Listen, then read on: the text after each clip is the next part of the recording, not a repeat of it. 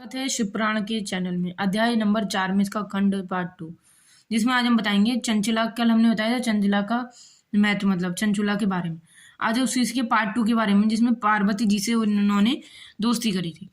आज हम बताएंगे चंचुला की प्रीतन से पार्वती जी का आज्ञा पाकर तुम्बरू का विधन पर्वत पर शिवपुराण की कथा सुनकर बिंदु का पिशोचनीय से उद्धार करना तथा उन दोनों को दंपति का शिव धाम में सुखी होना। सूति जी बोले, सौनक, एक दिन परम नंद में निमग्न हुई चंचुला ने उमा देवी के पास जाकर प्रणाम किया और दोनों हाथ जोड़कर वह उनकी स्तुति करने लगी। चंचुला बोली, गिरजना रंजन नंदिनी स्कंद माता उमे, मतलब मनुष्यों में सदा आपका सेवन किया है और समस्त सुखों को देने वाली शंभु प्रिय, आप ब्रह्म स्वरूपनीय हैं और विष्णु ब्रह्मा आदि देवताओं द्वारा सैव्य हैं। आप ही सद्गुण हैं, निर्गुण गुण हैं तथा आप ही सूक्ष्म सचिनंदा स्वर्णी रूप हैं, आज्ञा प्रकृति हैं।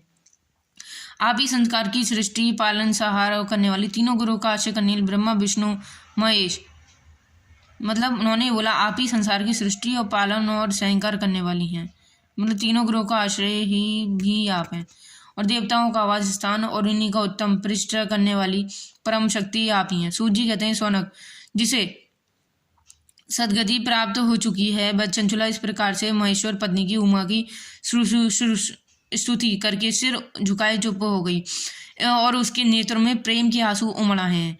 तब करुणा से भरी हुई शंकर प्रिय भक्त वत्सला पार्वती देवी ने चंचुला को संबोधित करके बड़े प्रेम से इस प्रकार कहा। पार्वती बोली, सखी चंचुले सुंदरी, मैं तुम्हारी ही हुई और इस स्तुति से बहुत प्रसन्न हूँ। बोलो, क्या वर मांगती हो? तुम्हारे लिए मैं कुछ भी अंधी नहीं हूँ। चंचुला बोली, निष्पाप गिरिराज कुमारी, मेरे पति बिंदु दंग इस समय कहाँ हैं और उनकी कैसी गति हुई है यह नहीं जानती। कल्याण में दीन वत्सल्य में अपने उन पतिदेव से जिस प्रकार संयुक्त हो सके वैसे ही उपाय कीजिए। महेश्वरी महदेवी, मेरे पति एक शुद्ध जाति वैश्यों के प्रति और अस्वस्थ थे।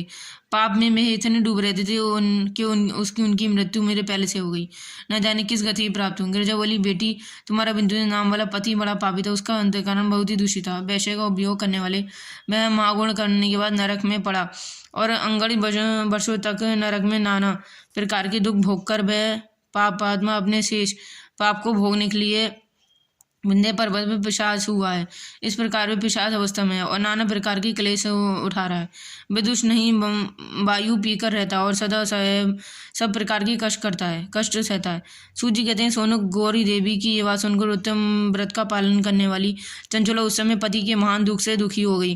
फिर उनको मन को स्थिर करके उस ब्राह्मण पत्नी ने व्यक्ति से महेश्वरी को प्रणाम करके पुनः पूछा। चंचुला बोली, महेश्वरी महादेवी, मुझ पर कृपा कीजिए और दूषित कर्म करने वाले मेरे उस दूषित पाप का उद्धार कर दीजिए। देवी, कुतिष्ठ बुद्धि वाले मेरे उस पापदा पति को किस उपाय से उत्तम गति को प्राप्त हो सकती है, शीघ्र बताइए।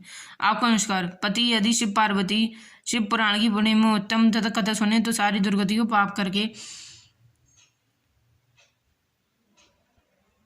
गति को भागी हो सकता है, मतलब दुर्गति को पाप करके, मतलब अगर वो शिव और पार्वती को पुराण सुने तो अमृता के समान मथुर अक्षरों से युक्त गौरी देवी का ये वचन अर्पण सुनकर चंचुला ने अपने हाथ जोड़कर मस्तक झुकार को उन्हें बार बार प्रणाम किया और उन्हें पति के समस्त पापों की शुद्धि और उत्तम गति को प्राप्त के लिए पार्वती देवी से ये प्रार्थना की, मेरे पति को शिव पुराण सुनाने की व्यवस्था होनी चाहिए। उस ब्राह्मण पत्नी के बराबर प्रार्थना करने पर शिव प्रिय गौरी देव को बड़ी दया आई और उन भक्त सला महेश्वरी गिरजा रूप कुमारी ने भगवान शिव की उत्तम कीर्ति का गाना करने वाले गर्भदाज और तुम रूप को बुलाकर उसने प्रसन्नतापूर्वक इस प्रकार कहा, तुम्हारी भगवान शिव में प्रति हूँ। तुम मेरे मन की बातों को जानकर मेरे अविष्ट कार्यों को सिद्ध करने वाले हो, इसलिए मैं तुमसे एक बात कहती हूँ, तुम्हारा कल्याण हो। तुम मेरी इस सखी के शीघ्र ही विधन पर्वत है जाओ। एक महाघोर और भयंकर पिशाच रहता है, उसका वृतन है, तुम आराम से ही सुनो और मैं तुमसे प्रसन्नतापूर्वक सब कुछ बताती हूँ। पूर्व जन्म में मैं पिशाच बिंदु नाम का ब्राह्मण था।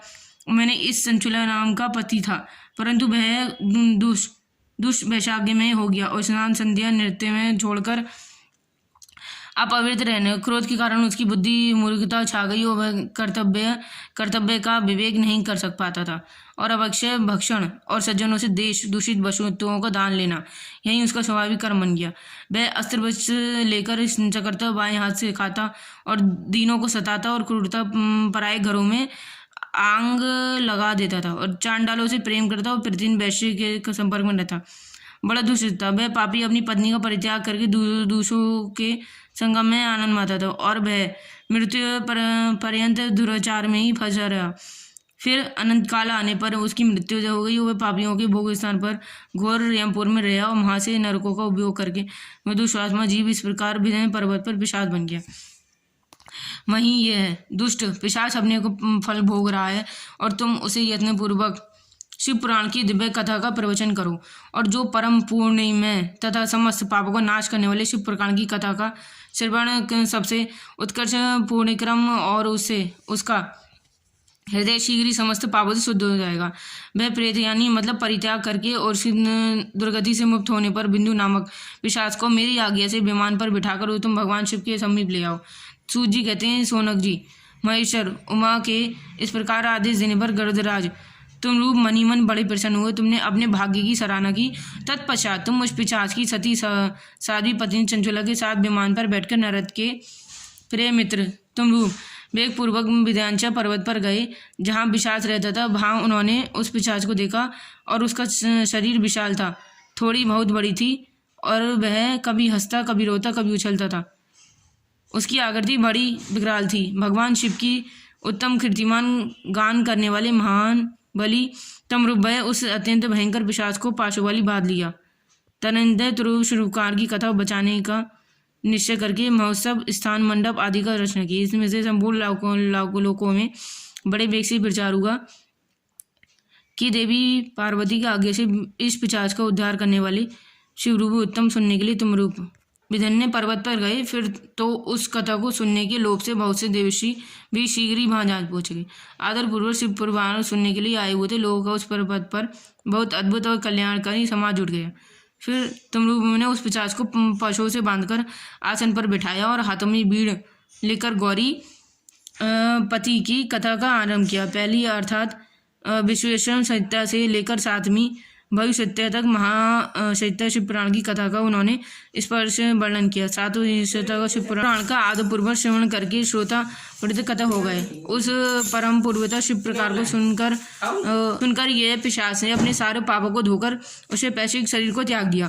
फिर तो शीघ्र ही उसका स्वरूप दिव्य हो गया और अनगति को गौरव पर हो गया। शरीर पर श्वेत वस्त्र और तथा इस प्रकार के पुरुषोषित आभूषण उन अंगों को उदासीन करने लगे। भय त्रिनेत्रधारी चंद्रशेखर को हो गया और इस प्रकार से दिव्यधारी होकर श्रीमान बिंदु अपने प्रलाप चंचुला के साथ स्वयं पार्वती वल्लभ भगवान का शिव गुणगान करने लगे। उसी प्रकार स्त्री को दिव्य रूप से सुशोभित देख वे देव ऋषि बड़े विस्मित होते हैं और उनका चिंत परम से परिरूप हो गया। भगवान महेश्वर का वह अद्भुत चरित्र सुनकर श्रोत कृतज्ञ हो गई। प्रेम पूर्वक श्री शिव जी का योगेशन करने लगी और अपने अपने धामों चले गए। दिव्य रूपी धारी श्रीमन बिंदु दाग की सुंदर विमान पर अपनी योग परितन के पास बैठकर सुखपूर्व आकाश में स्थित बड़ी शोभा पानी। तदनंतर महेश्वर के सुंदर और मनोहर गुणों को गान करते हुए वे अपनी प्रीतम तुमरूप के साथ शीघ्र शिवधाम जा चुके। वहां भगवान महेश्वर पार्वती ने प्रसन्नपूर्वक बिंदु तक का बड़ा सत्कार किया और उन्हें अपना पार्षद बनाया। उनकी पत्नी चंचला और सखी हो गई और घनोषित ज्योति और स्वरूप परमानंद सनातन धर्म के अविचल स्थान पर वे दोनों दंपति परम सुखी हुई। तो वीडियो पसंद आए तो शेयर कीजिएगा। आपको अगली हम वीडियो में अगले शिव पुराण की विधि और कथा बताएंगे। नमस्कार।